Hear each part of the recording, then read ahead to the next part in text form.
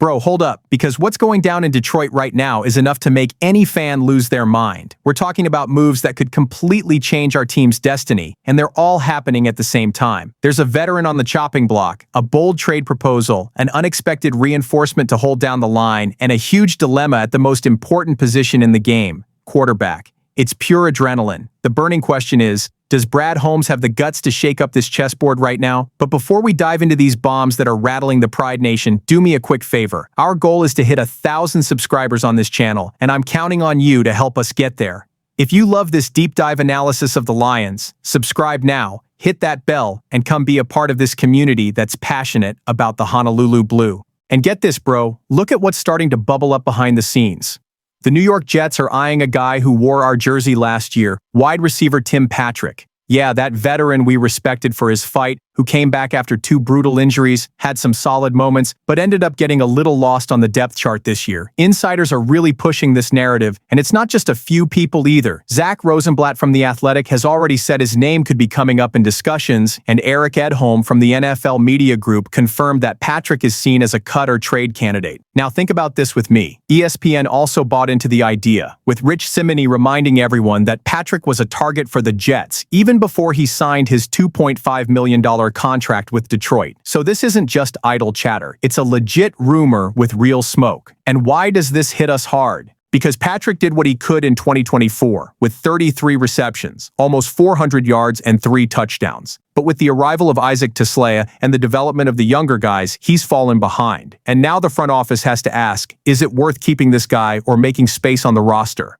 Look at the situation. The Jets are desperate for someone to complement Garrett Wilson. They know they're not going to find a Batman right now, but they at least want a reliable Robin. And Patrick brings that experience, quality blocking, and locker room leadership. He's that classic guy who doesn't flash but delivers.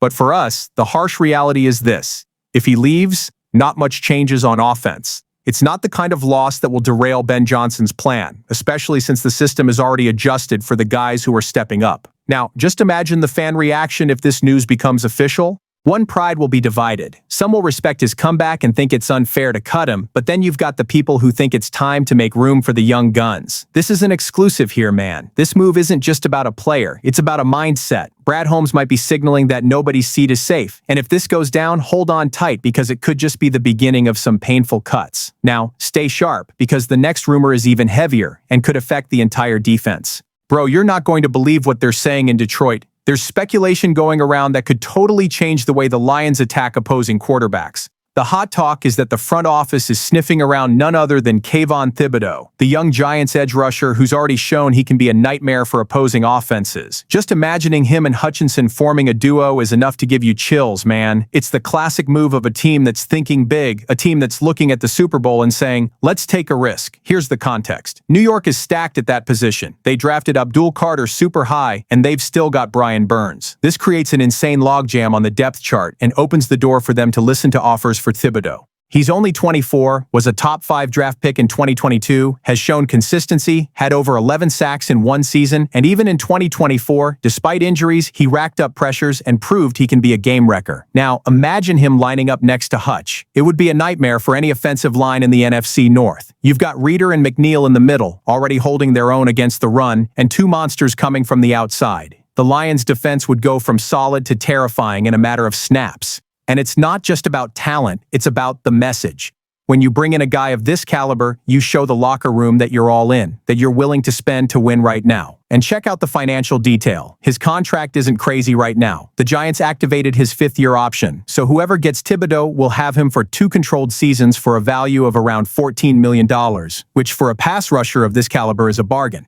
ESPN even reported that a 2nd-round pick in 2026 could be enough. And that's where the cruel dilemma comes in. Is it worth sending a high pick for a guy who's still an elite prospect but has also shown some ups and downs? The fan base is already divided, with the entire Pride Nation commenting on the forums. Some shouting that it's a golden opportunity to lock down the defense, others worried about giving up draft capital for a team that has always built well through its picks. Man, this is the kind of move that would send shockwaves throughout the league. And I'm telling you exclusively here, if Brad Holmes pulls the trigger on this, the NFL will look at the Lions in a different way. But take a deep breath, because the next rumor directly affects Jared Goff's protection and could be decisive for the season. What I heard this morning is going to keep a lot of people up at night because the name circulating for the Lions to solve the drama in the middle of the offensive line is Nick Gates. Yeah, man, that center who's been with the Giants, Commanders, and Eagles, an experienced, tough, 29-year-old guy who doesn't shy away from a fight. After the confirmation of Ragnow's absence, the biggest concern for the fans is who's going to hold down the fort in the middle and keep Jared Goff upright. And Gates is exactly the type of reinforcement who might not show up in the highlights but guarantees stability, leadership, and confidence.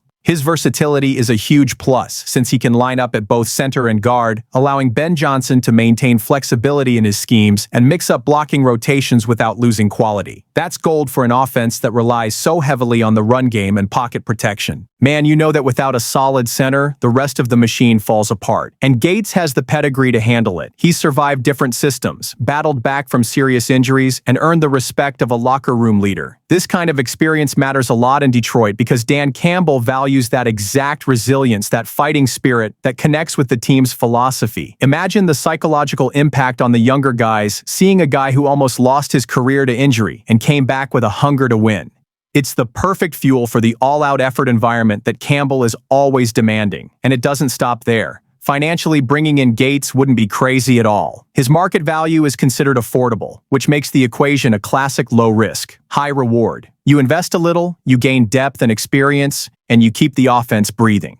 Of course, you can't compare him to Ragnow in terms of elite talent, but this is about not letting the ship sink while the captain recovers. The real issue is the urgency. The season is right around the corner. There's no time for improvisation, and this could be the immediate solution that provides stability. And get this, the fans are already on fire in the forums. The Pride Nation divided. Some are excited about the chance to reinforce with a warrior. Others are scared to bet on someone with a history of serious injuries. But the reality is that, given the current scenario, this might be the smartest play. Exclusive here. If this move is confirmed, it could be the detail that keeps the Detroit offense on the right track. And hold on tight because the next topic is even more delicate. It involves the quarterback position and directly affects the future of the franchise.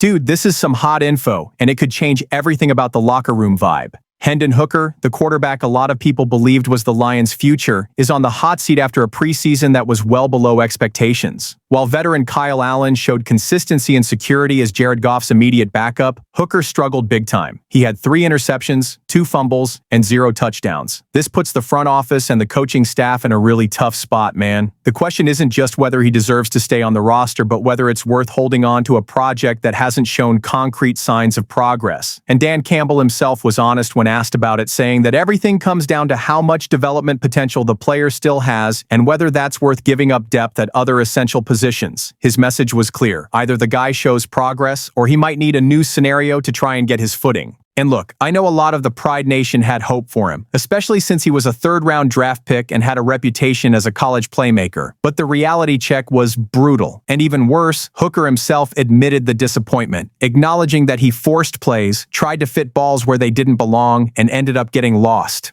Man, it even hurts to see the kid say he expected so much more from himself. But the NFL doesn't wait for anyone. The league is ruthless, and the season doesn't give you time to rebuild confidence. And that's where the drama comes in.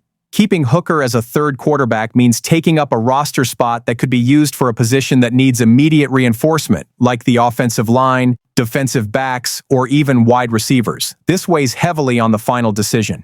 The fans are already blowing up social media, divided between those who want to be patient with the kid and those who think it's better to cut him now before he becomes dead weight. You'll only get this analysis here. The reality is that keeping Hooker isn't about talent. It's about roster strategy. And man, if this cut happens, it will symbolize more than just a simple release. It will show that Brad Holmes and Dan Campbell are willing to make tough decisions, prioritizing the chance to win now rather than betting on an uncertain future. And hold on, because this directly affects the hearts of the people who dreamed of seeing the kid inherit Goff's throne. After all this, you can feel that the Lions are at a decisive moment, man. Rumors of a veteran leaving, a huge defensive trade, a possible offensive line reinforcement, and even a heavy dilemma at the quarterback position. It's a lot of things crashing together all at once. And you know what that shows? That Detroit isn't that passive team anymore. It's a roster that's making noise and getting the league's attention. Now I want to hear from you, the real One Pride fan. Which of these moves would make the biggest difference for our immediate future? Comment below. This is our house.